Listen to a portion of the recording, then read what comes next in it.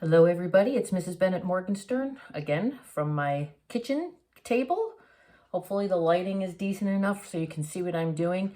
And we're going to move on to some other forms of art, getting away from painting but still using paint. And we're going to be going into one of my favorite types of art. Unfortunately, it's a very difficult art form to do at home unless you have a lot of space, a lot of water, a lot of room. But just to start off, I'm just going to start by doing something first, just to kind of give you an introduction to what this is all about.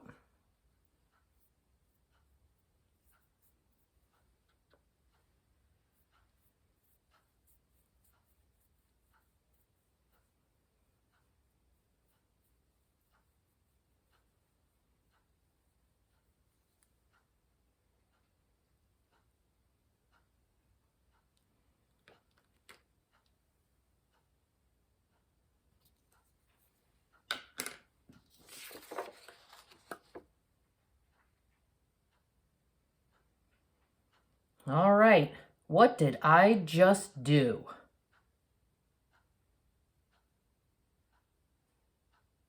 Well, what I just did is something that you've been doing since the day you were born.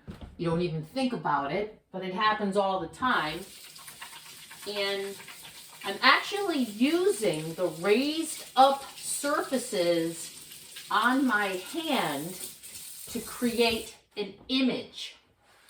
The raised up surfaces on my hand is called the texture of my hand.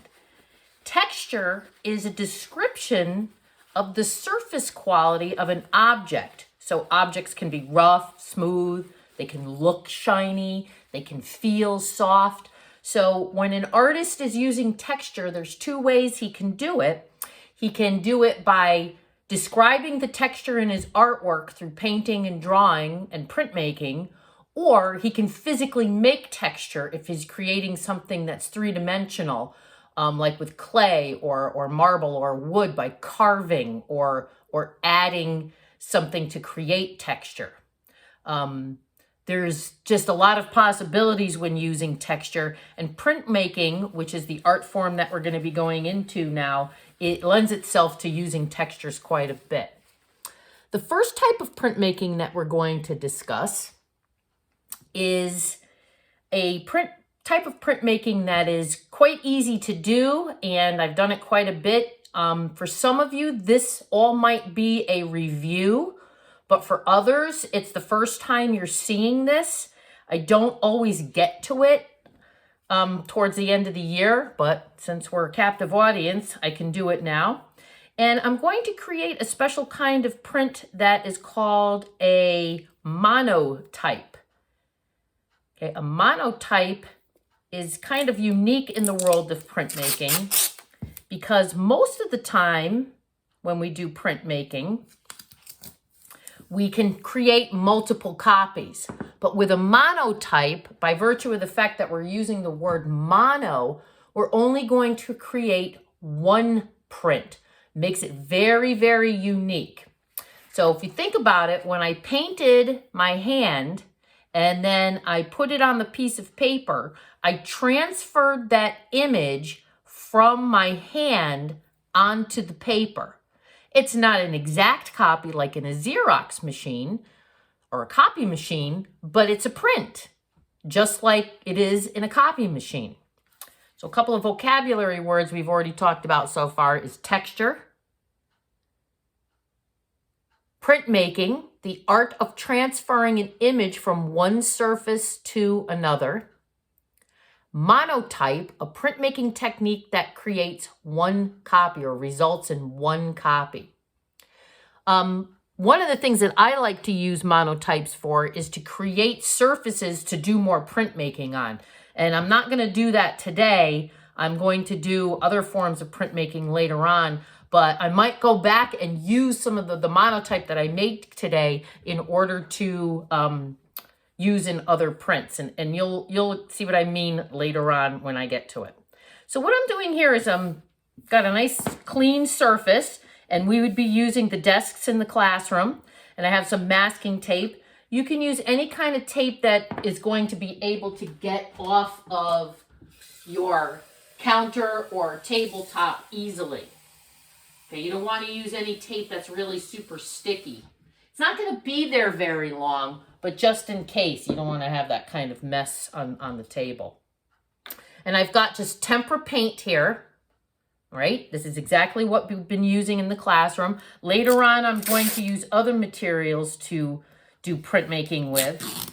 And I'm creating a frame with the masking tape that has to be smaller than the paper I am going to use. And I'm taking that masking tape and I'm kind of using my fingernail to adhere it to the surface. And I've got some white drawing paper from the classroom, and I know that this frame, this square, this rectangle is smaller than the piece of paper. Really important. Then I'm going to take the tempera paint of all the different colors, and since I already know how to do all the color mixing, I'm just going to start to paint directly on my kitchen table with the tempera paint. And I'm going to add some orange, yellow to create orange. Clean my brush off. Add a little white to it. And notice that I'm varying the brush strokes, kind of going in a lot of different directions with my paintbrush because I'm trying to have my artwork have a textural look to it. I'm trying to really play up the textural quality of the paintbrush on the surface of my table. Now, where the colors overlap, they're going to start to mix together. So you have to be careful, where you're putting the paint because you don't want to eventually just make one big brown mess. The other thing that I'm going to try to avoid is making letters and numbers and words because this is going to come out backwards from when I pull it up. It's going to come out backwards. Ooh, I kind of like this. This is one of the better ones I've made recently. Some of my ick off the table already. And I've got the masking tape on here, but I want to have a... Whoop, I missed a spot.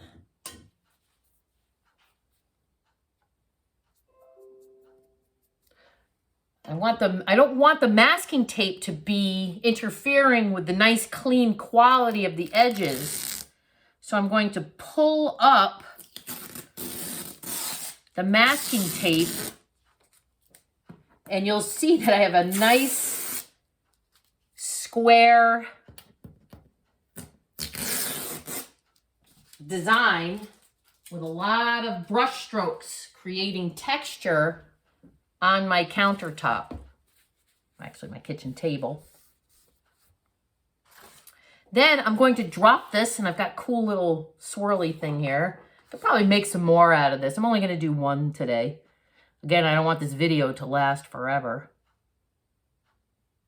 Place that on there, and I'm not banging on it. I'm not pounding on it. I'm just smoothing it around. If I put too much paint on here, I'm going to have blobs, and they're going to squish all over the place and kind of ruin that nice sharp edge where I had the masking tape. If I put too little paint, it's going to dry out just from being exposed to the air and it won't transfer. So I don't even know what this looks like. I'm going to be looking in the camera as I'm pulling this up from the other side. But the design transfers, and it doesn't do it perfectly. Okay, probably didn't use quite enough paint. I took too long putting it together. I think the tabletop surface has a little bit to do with it. But whatever I had on this one surface has now transferred to the other. So now this is technically a monotype. because there's really not enough paint left on here to pull another print off of it. I mean, I could, but technically this is just one print. This is actually a pretty cool print, and I am going to save it for later on. Put that to the side. I'm going to clean up my area a little bit so I can move on to the next thing. Now, often in the classroom, I do a lot of exercises where we create a variety of papers, variety of surfaces to print on. And as long as it can hold the paint, it can pretty much print on anything. T-shirts, walls, parking lots. How do you think they get the lines on there? Or the handicap symbol on the parking space is done with a big stencil. Creates a print. If you're creating multiple copies, you're creating a print. You can do printmaking on any kind of paper. However, the kind of paint that you use or the inks that you use sometimes don't work very well with different kinds of paper. The shinier the surface, sometimes the tempera paint isn't going to work very well. So in the classroom, I have lots of scrap paper laying around. Here I have some wrapping paper. This is actually good. I'm not going to use it, but I just want to show you if you can see, and because of the shine on it, the tempera paint may bead up. Okay, it's not going to like soak into the paper well enough, and it'll take forever to dry on top of that. But cardboard, construction paper, the fadeless construction paper, we use a lot of different things in the classroom. And what I have here and what I'm going to print on next is something out of a coloring book of, designs. I like to color just like everybody else. Sometimes it's not about making your own art. It's about relaxing and just using the colored magic markers any way you want. So I have this coloring page. And by the way, just a heads up, if you have this kind of stuff at home and you want to submit anything that you've colored that's this complicated as an artwork for a grade, by all means do so. They take a long time, and if you do them correctly with the symmetry of the color, oh, that's a lot of work. All right, go for it. I'm actually going to use the back where the ink of the magic marker soaked through. I thought that was just as cool as the front. And this is one of the pieces that I have done that I don't like as well as the others. So this is what I'm going to use to do the next demonstration. So there's a lot of different printmaking techniques, and they go from being a baby when you're born and doing a hand print all the way to doing some really interesting types of techniques that we can do in the classroom that we don't have to use chemicals for, called etching. And then there's the whole world of silk screening, where t-shirts are made. I'm not wearing a printed t-shirt, but many of you wear printed t-shirts, and that's a printmaking technique. Printmaking is the art form that bridged the gap between commercial art, or what we now call graphic art or graphic design, and fine art. It is both a fine art and it is also a graphic art.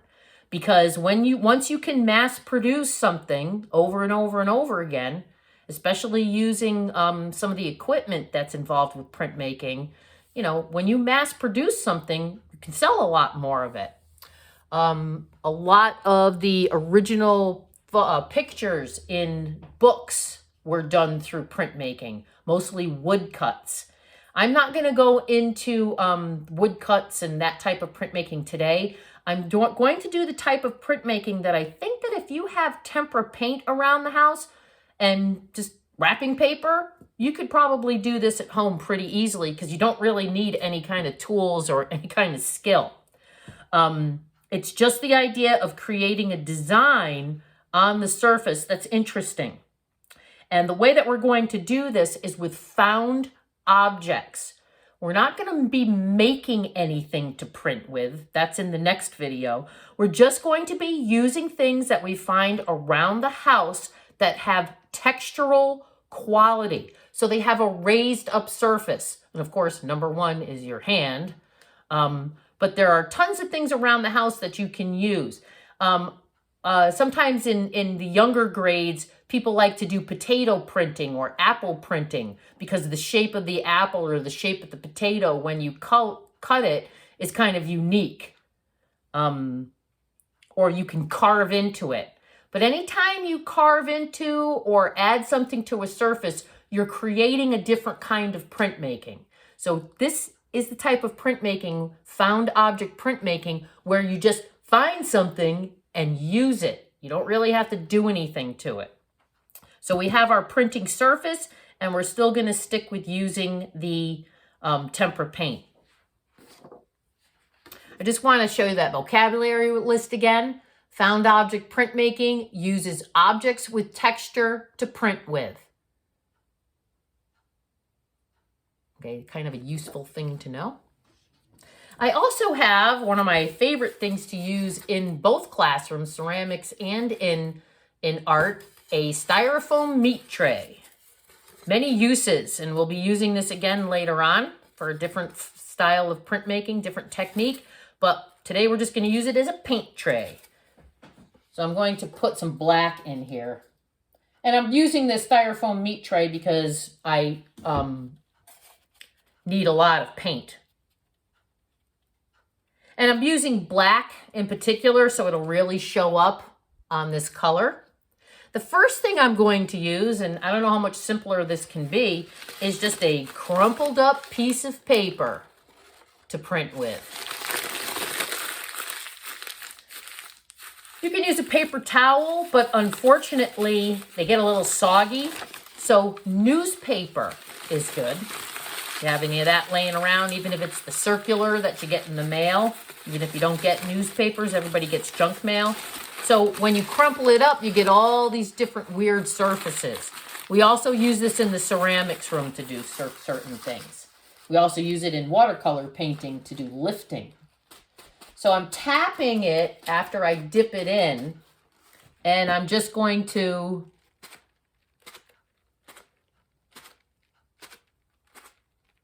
do some printmaking with the balled up newspaper.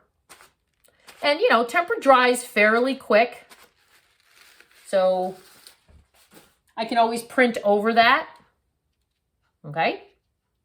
The next thing I'm going to use is toilet tissue roll. So one end you can use just as a circle. Just dip the edge right in. Make sure it's on all edges. And I'm going to print some circles.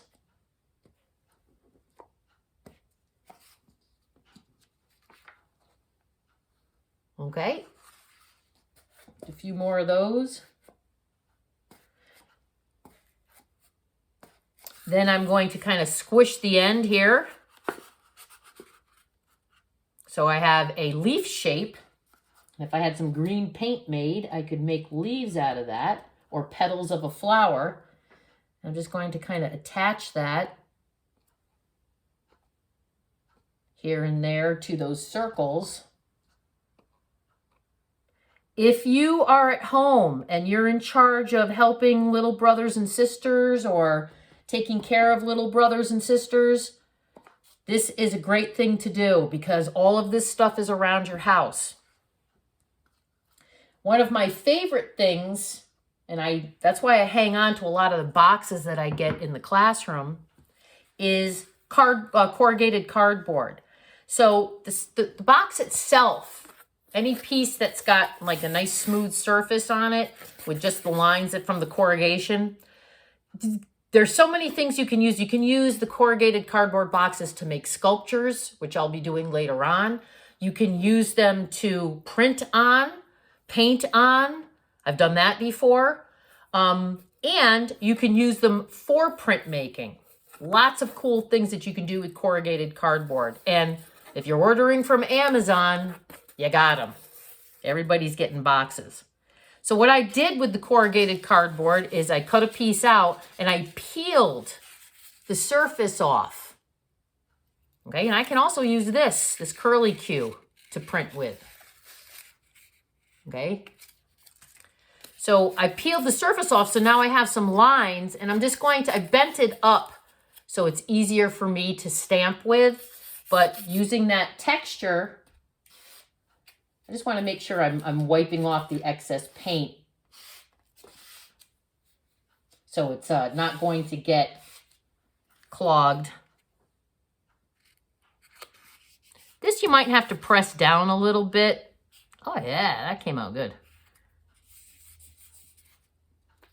Putting these in the corners.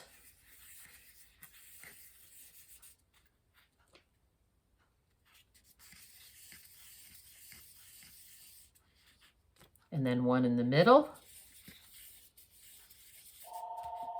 Nope, there's my phone. Not answering it. Sorry. Okay, hold that up so you can see it a little better.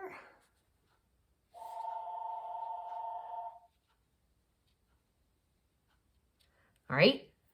And one more kitchen object is a sponge. This is brand new because my other one was kind of nasty. Now with sponges, we use them a lot in ceramics too. It may not look like it may look like it's all filled in, but if the sponge is dry when you use it, it won't, you'll still get the sponge look when you print with it. And I'm just going to put this in a few spots.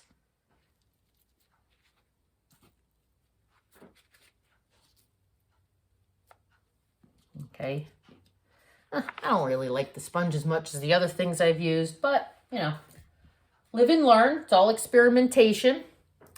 Now we're going to get into some natural things. It's not really leaf season yet, but in the fall in elementary school, printing with leaves is a huge deal, and they are a found object.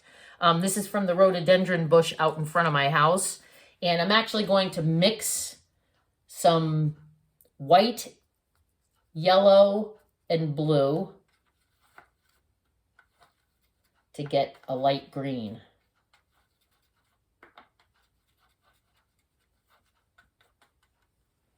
And I'm going to paint it right onto the leaf. And I don't know how this is going to work. It's not very veiny. It doesn't have a lot of veins. But like I said, it's all experimentation. Put that down.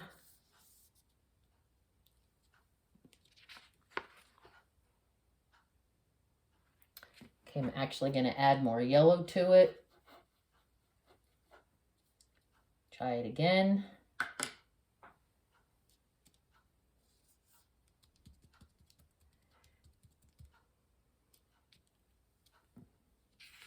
It's not really showing the veins on the leaves very much, but, you know, it does give the shape pretty well.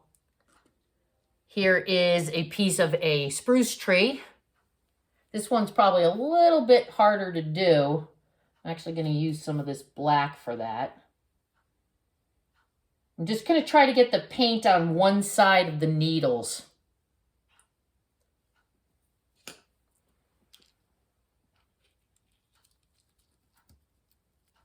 Probably would have been better if I had waited till it dried a little bit. Yeah, that works. So I'm going to put white in there too.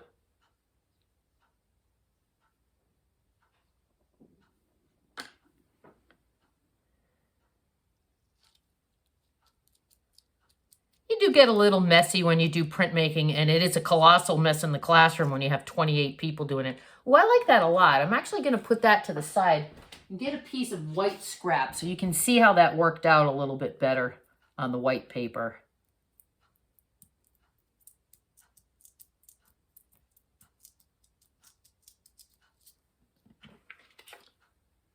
So there's the print of the